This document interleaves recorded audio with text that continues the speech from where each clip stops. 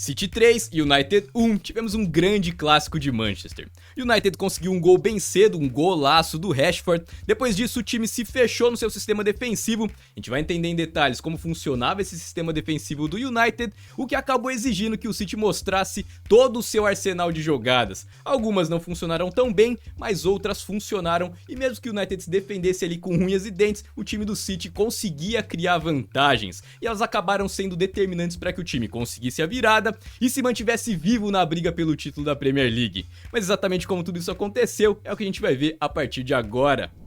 E para começar, vamos dar uma olhada na eficiência das duas equipes. O City teve um volume de jogo muito mais expressivo que o United, o time conseguiu criar 5 grandes chances de gol e o United apenas 2, inclusive marcando o seu gol bem cedo. Vamos começar dando uma olhada em como saiu esse primeiro gol do United.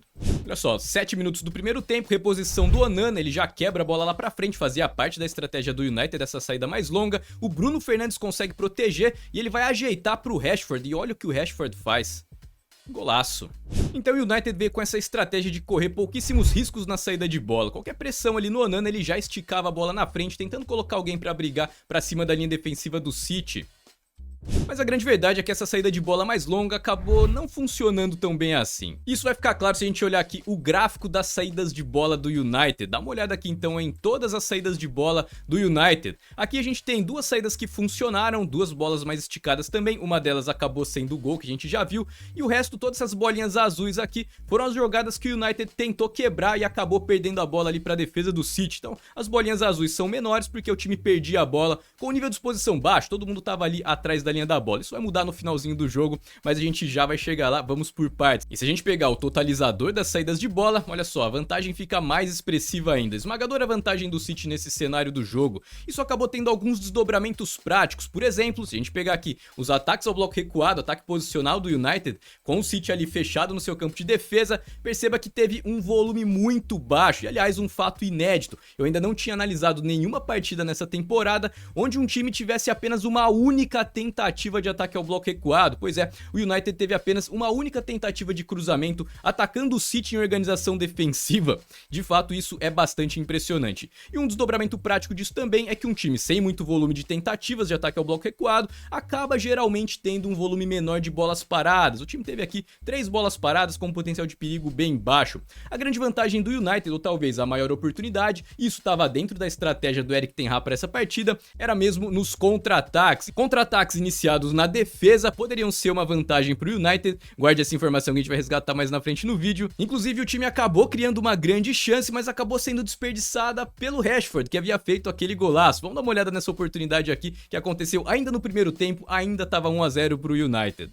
Olha aí, o City tenta uma jogada de infiltração e o United recupera a bola e já sai em velocidade. McTominay vai arrancando por ali e ele vai acionar o Bruno Fernandes pela esquerda, que já está fazendo o mapeamento da jogada, e coloca o Rashford na cara do gol. Olha só que oportunidade de finalização, com o Ederson se deslocando para o lado, mas o Rashford erra a batida e desperdiça essa grande chance de ampliar o placar. E esse foi o grande momento do United na partida. Mas nesse momento, 22 minutos do primeiro tempo, o cenário do jogo já estava muito bem definido, pelo menos o looping, aquilo que acabava acontecendo se repetindo várias vezes. Era o City atacando o United, com muito volume de jogo ali, encurralando o United no seu campo de defesa. A própria falta da saída de bola do United contribuía para que isso acontecesse, mas outros fatores também foram determinantes. Vamos dar uma olhada em quais foram.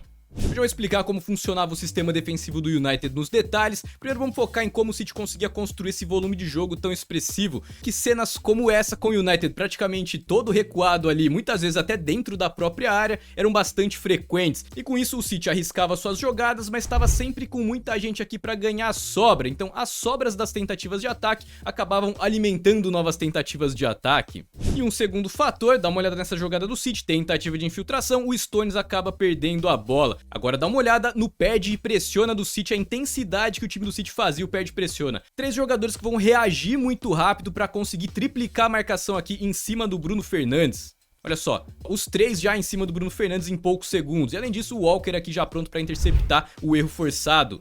E o City recuperava a posse de bola e mais uma vez alimentava uma nova tentativa de ataque. Então com o United sem saída de bola, com o perde-pressiona muito encaixado e com o time sempre com vantagem para ganhar a sobra porque tinha muita gente por fora do bloco, natural que o volume de jogo do City fosse ser enorme. E dá uma olhada no gráfico aqui de ataques posicionais do Manchester City. Pois é, vários ataques, várias sequências de ataque, aquele ponto que eu sempre falo que geralmente quando tem sequências de ataque aqui é porque o perde pressiona tá encaixado e porque a sobra tá funcionando muito bem, mas fato foi que isso acabou se repetindo ao longo do jogo todo. O City conseguia criar muitas oportunidades para conseguir atacar o United, mas também além do volume de tentativas, o City conseguia colocar um bom potencial, bolinhas azuis um pouco maiores que significam potencial de perigo um pouco maior. Inclusive, como você já pode perceber aqui, chance clara de gol, gol do empate, gol da virada, e esse foi de longe o cenário mais importante da partida, por isso que vale a pena a gente olhar bem de perto para entender o sistema defensivo do United, contra quais jogadas do City esse sistema funcionava e era eficiente, mas também as jogadas do City que conseguiam criar vantagem, porque que teve potencial de perigo e não só apenas volume. Inclusive, depois do jogo eu tinha visto uma imagem no Twitter com a linha defensiva, né, a foto dos jogadores do United e as notas dos jogadores bem baixas. A linha defensiva então acabou sendo muito massacrada. Mas analisando o jogo de perto, o United não tinha um problema tão grave na sua linha defensiva. O problema do United era outro. Vamos dar uma olhada. E essa era a organização defensiva base do United. Linha defensiva com Dalot, Varane, Evans e Lindelof na lateral esquerda, dois volantes, Casemiro e Mainu, na verdade 3 volantes, né? Um deles tá aqui na frente, o McTominay, mas tinha essa linha do primeiro combate com 4 jogadores, Garnacho, McTominay, Bruno Fernandes e Rashford. Obviamente o time espremia muito essas linhas, em especiais os dois jogadores pelas pontas, né? O Garnacho e o Rashford recuavam bastante aqui para proteger os laterais, deixavam os dois volantes ali, o Casemiro e o Mainu, mais flexíveis por dentro do bloco. Eles tinham funções importantíssimas, como a gente já vai ver, e o McTominay ajudava o Bruno Fernandes a compor esse primeiro combate mais pelo corredor central. Em alguns momentos o McTominay recuava um pouco mais que o Bruno Fernandes ficava um pouco mais solto, principalmente para tentar puxar algum contra-ataque, ser a válvula de escape. Como é o caso desse lance, linha com 4 jogadores na defesa, 2 volantes aqui no meio do bloco, linha do primeiro combate com 3, e o Bruno Fernandes aqui mais solto, o McTominay recuando um pouco mais. Mas verdade seja dita, isso era mais raro de acontecer. O que a gente via era o Bruno Fernandes marcando praticamente até dentro da área também, junto com o restante dos jogadores do United. O City é um time que gosta muito de tentar jogadas de infiltração. E qual que é o principal espaço que o City gosta de explorar para conseguir conectar o primeiro passe? O espaço que se abre entre o lateral e o zagueiro, por isso que o time tem sempre bastante amplitude e tenta criar superioridade numérica para cima da linha defensiva, que é justamente para quando o lateral sair para caçar o ponto aqui, abrir esse espaço entre o lateral e o zagueiro para alguém tentar fazer a infiltração. E essa era uma das grandes responsabilidades do Casemiro quando a jogada era pela esquerda do ataque do City, é ele que recuava aqui para fechar esse espaço. Então muitas vezes a gente via aqui o United com uma linha com 5 jogadores, que é justamente para tentar neutralizar a superioridade numérica que o City tenta criar para cima da linha defensiva. O Casemiro fazia isso pelo lado direito da defesa e o Mainu fazia a mesma coisa pelo lado esquerdo da defesa do United. Com isso, o United tentava proteger muito bem esse espaço entre o lateral e o zagueiro, que o City adora explorar para começar suas infiltrações que começam pelo lado. Então, ó, o Doku vai avançando ali com a bola pela esquerda, De Bruyne tá marcado, não tem linha de passe disponível, o City não encontra espaço, recua, mesmo assim o time vai tentar forçar aqui pela esquerda, ó. O Doku vai procurar ali o De Bruyne por dentro, vai tentar uma tabela, mas a marcação tá encaixada, o cruzamento sai bloqueado, com potencial de perigo bem baixo. E olha só, se você considerar apenas a linha defensiva, como abre um buraco gigantesco aqui, e a importância do Casemiro fazer essa cobertura para neutralizar aqui o Bernardo Silva e principalmente não deixar 2 contra 1 aqui para cima do Dalot. Se o Dalot ficasse fechado aqui para marcar o Bernardo Silva, Doku passaria livre. Então, claramente tinha esse encaixe de marcação, né? O Dalot fazia essa função aqui de jogar mais aberto, sem se preocupar muito com as costas, porque o Casemiro faria aquela cobertura. Agora é importante a gente olhar o restante da jogada. A gente tem aqui o Evans e o Varane marcando o Haaland, tentando criar superioridade numérica para a zaga ter sobra. Não dá para deixar o Haaland de mano a mano, porque ele vai fazer a parede, vai fazer o pivô e vai fazer o gol, muito provavelmente. Mas lá pela direita, na inversão da jogada, você tem uma situação de 2 contra 1. Você tem o De Bruyne e o Foden para cima do Lindelof. Por isso que é importante os volantes fazerem essa cobertura. A mesma coisa que o Casemiro fazia pela direita, a gente vai ver o Mainu fazer aqui pela esquerda. Então o City vai tentar jogar pelo lado onde tem superioridade numérica, o Rodri já faz a inversão, e olha o De Bruyne pronto para atacar aqui o espaço entre o lateral e o zagueiro. E o Mainu correndo atrás dele ali para conseguir neutralizar. Acelerou, Mainu foi junto, neutralizou o cruzamento. Então jogadas que partiam do posicionamento inicial do City mais organizado, acabavam alimentando a vantagem defensiva do United e tinham um potencial de perigo um pouco mais baixo. Olha aí o United quase todo dentro da sua própria área. O time esmagava essas duas linhas com 4 jogadores e deixava os volantes mais soltos para caçarem dentro do bloco e principalmente fazer essa cobertura do espaço entre o lateral e o zagueiro. E é por isso que o Casemiro já tá aqui então batendo de frente com o Doku. Então uma infiltração que vai sair com esse posicionamento, com essa organização, ela tende a não gerar vantagem inicialmente. Alguma coisa tem que acontecer, alguma coisa tem que promover o caos aqui no sistema defensivo do United. Mas qual era o elemento, qual era a dinâmica que conseguia criar vantagem nesse sistema defensivo aparentemente tão sólido? Se uma equipe não tá conseguindo criar vantagem pra cima da linha defensiva, uma boa alternativa pode ser tentar desencaixar dos jogadores que estão no primeiro combate. Ó, o City não vai encontrar espaço e vai recuar a bola. Agora perceba que no momento que a bola chegar no De Bruyne, o Stones vai acelerar aqui nas costas do McTominay.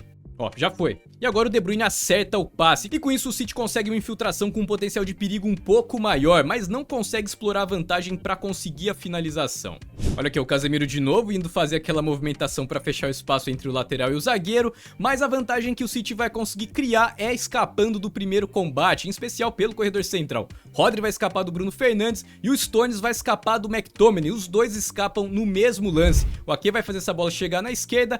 Olha lá o Casemiro fechando o Bernardo Silva, mas olha dentro do bloco aqui, ó, os dois jogadores, o Rodri escapou do Bruno Fernandes e o Stones escapou do McTominay. E como a marcação tá encaixada pelo lado, quem vai bater de frente com os dois jogadores que estão se movimentando aqui livre entre as linhas é o Varane, que tá marcando aqui pela direita. O Doku vai fazer o passe aqui pro Rodri, ele já domina, gira e faz a inversão. E essa foi a primeira grande chance do City, o Haaland perde esse gol incrível. Colocar jogadores escapando dos marcadores do primeiro combate é uma excelente alternativa então para conseguir criar espaço ali por dentro do bloco, uma vez que os volantes vão estar caçando ali no espaço entre o lateral e o zagueiro. Mas essa não é a única, existem outras dinâmicas para explorar isso. Nesse lance, literalmente o United tá todo dentro da área. E ele acaba mostrando uma segunda dinâmica para você conseguir criar vantagem nesse cenário. Se uma delas, como a gente viu nos dois lances anteriores, era com jogadores vindo de trás se movimentando sem a bola, uma outra alternativa é simplesmente utilizar uma tabela de ultrapassagem. Tabela de ultrapassagem é uma excelente alternativa. Doku vai fazer aqui o passe pro De Bruyne, ele vai receber a bola, domina. Agora perceba que ele vai fazer a tabela com o Bernardo Silva e vai acelerar. E como o Garnacho tá de frente para dar o combate nele, nem se ele quisesse acompanhar ele estaria em vantagem para pegar o De Bruyne na corrida. Olha lá, o De Bruyne facilmente bate, faz aquele cruzamento que o City mais gosta, mas a zaga consegue neutralizar. Mas é uma jogada com potencial de perigo maior por conta da tabela de ultrapassagem, desencaixando do jogador que avançou para dar o bote. E adivinha como nasceu o gol de empate do City? Não foi de tabela de ultrapassagem, foi simplesmente um golaço do Foden devolvendo o favor que o Rashford havia feito no começo da partida. Agora o segundo gol sim, o segundo gol foi explorando essa vantagem que o City conseguia criar. O Guardiola havia feito algumas alterações, colocou o Álvares, mas principalmente o time do City a gente via que começou a tentar sobrecarregar um dos lados da marcação ali do United, principalmente depois que começou a encontrar esses espaços para fazer tabelas de ultrapassagem. Por exemplo, nesse lance, são 7 jogadores ali na mesma faixa do campo com alto nível de compactação. E nesse caso fica mais importante ainda manter o encaixe de marcação até o fim, porque não tem ninguém sobrando, qualquer um que bater o seu marcador vai sair livre. E o encaixe de marcação que vai falhar nesse lance é o Casemiro marcando o Foden, mas de novo é uma tabela de ultrapassagem. O Casemiro tá de frente, o Foden vai tocar e vai acelerar. E o Casemiro até virar o corpo e acelerar já vai estar em desvantagem, o Foden vai escapar e vai invadir a área completamente livre. Olha lá, o Foden vai buscar a tabela, já acelera, Casemiro já ficou pra trás e o Foden sai na cara do Onana, bate cruzado e vira a partida.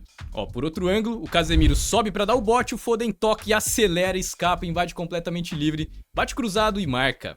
Agora eu vou te mostrar uma coisa muito interessante sobre essa partida City e United. Se a gente pegar aqui e acessar a calculadora de confrontos do núcleo, vou colocar aqui o City como mandante e o United como visitante. Olha só que curioso, 3 cenários de vantagens para o City.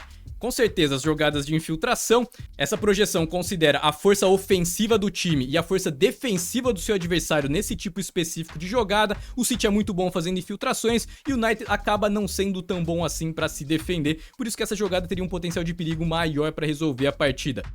Outro cenário também que poderia ser uma grande vantagem para o City são as jogadas de escanteio, bolas paradas. Vamos dar uma olhada em como foi isso. Aqui tá a linha do tempo das bolas paradas do City. Uma linha do tempo assim para bolas paradas e já indica um grande volume. Se a gente pegar aqui o totalizador, a gente vai perceber que 13 mais 2, 15 escanteios, volume bem expressivo aí, mas o City não conseguiu fazer nenhum gol, mesmo que tenha tido um grande volume, mas obviamente era uma vantagem que o time teria nessa partida. Agora, um outro cenário que poderia ser uma vantagem para o City são os contra-ataques iniciados no ataque, partindo ali da marcação-pressão. E adivinha como nasceu o terceiro gol do City? Mas antes de mostrar o gol, nas saídas de bola aqui do United teve uma mudança de perfil aqui, porque o United passou primeiro a fazer a marcação-pressão depois que estava atrás do placar, 2-1 City, o time começou a subir um pouco mais o bloco de marcação e começou a assumir um pouco mais de risco ali na sua saída de bola. Isso acabou sendo fatal, alimentou justamente uma das grandes vantagens que o City teria para essa partida. Ó, saída de bola curta do United, Casemiro deixa com o Amrabat. E o Rodri vai bater a carteira dele e já vai acionar o Haaland, que com um tapinha de canhota faz o terceiro gol do City.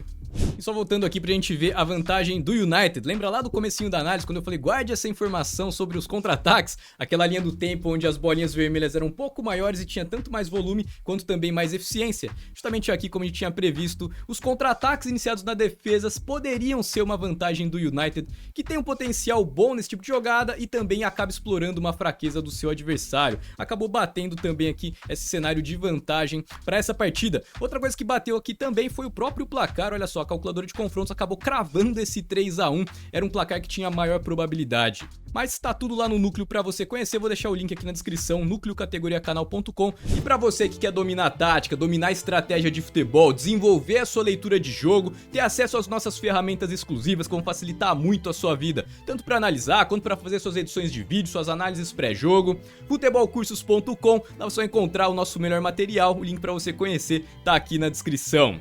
Muito obrigado por assistir esse vídeo até o final, vamos torcer para que seja uma eletrizante reta final aí da Premier League e eu vou ficando por aqui. Um grande abraço e até o próximo vídeo.